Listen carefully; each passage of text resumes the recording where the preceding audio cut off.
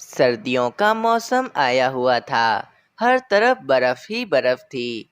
जंगल के पक्षियों ने सर्दी से बचने के लिए अपने अपने लकड़ियों के पक्के घर तैयार कर लिए थे, जिसमें वे अपने परिवार के साथ रहते थे। सभी पक्षियों ने तो अपने लकड़ियों के घर तैयार कर लिए थे, लेकिन वहीं कालू कौवे और रानी कौवी ने अभी तक अपना घर तैयार नहीं किया था और वे ठंडी में अपने घोंसले में बैठे होते हैं। कालू जी, कितनी ज्यादा सर्दी हो रही है। देखो ना, सभी पक्षियों ने अपने अपने लकड़ियों के घर बना लिए हैं, लेकिन एक तुम इतने कामचोर हो कि तुमने अभी तक अपना लकड़ी का घर नहीं बनाया है। तुम कब बनाओगे? रानी, सर्दी तो मुझे भी बहुत लग रही है, लेकिन अब हम क्या कर सकते हैं? जंगल का कोई भी पक्षी हमें अपने घर में आज के दिन रुकने नहीं देगा। बस कालू जी, बस करो। मुझे तो बहुत भूख भी लग रही है। तुम कहीं जाओ और जाकर भोजन लेकर आओ। जल्दी जाओ। रानी, इतनी सर्दी में हमें कौन भोजन देगा? और मुझसे तो अभी उड़ा भी नहीं जाएगा। कालू जी, सभी पक्षियों ने अपने घरों को भोजन से भरा हुआ है। क्यों ना आज रात को हम सभी पक्षियों के घरों से सारा भोजन चोरी कर लें। लेकिन हम भोजन चोरी कर कर कहाँ जाएंगे?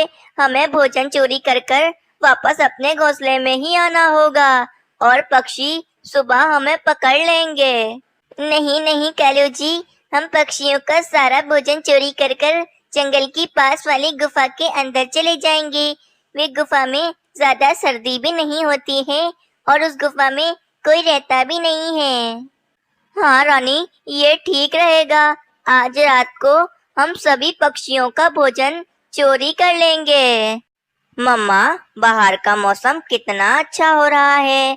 मुझे बाहर खेलने के लिए जाना है। नहीं बेटा, बाहर बहुत सर्दी है।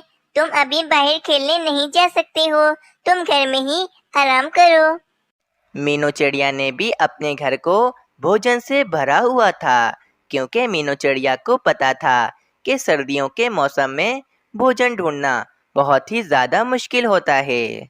जंगल में रात भी हो जाती है। सभी पक्षी भी अपने अपने घरों में आराम से सो जाते हैं।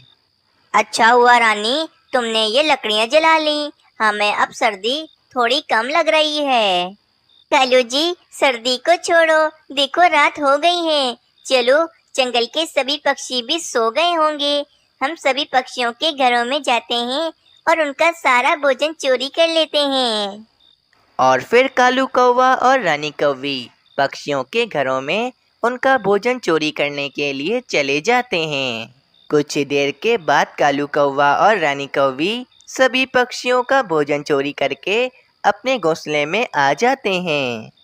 रानी, ये 2 पोटलियाँ भोजन से भर गई हैं। चलो, हम अपने जंगल की पास वाली गुफा में चले जाते हैं। वहाँ हमें कोई पक्षी ढूंढ भी नहीं पाएगा। हाँ चलो चलो कालू जी, एक पोटली तुम उठा लो, एक मैं उठा लेती हूँ। चलो जल्दी करो। और फिर कालू कौवा और रानी कौवी जंगल की पास वाली गुफा की तरफ चले जाते हैं। रानी, इस गुफा में तो काफी ज्यादा अंधेरा है।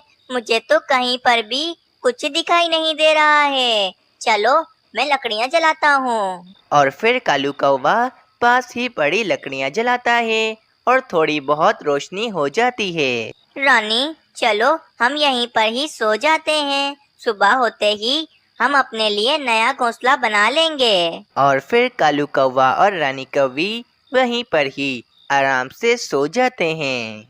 अगली सुबह हो जाती है। जब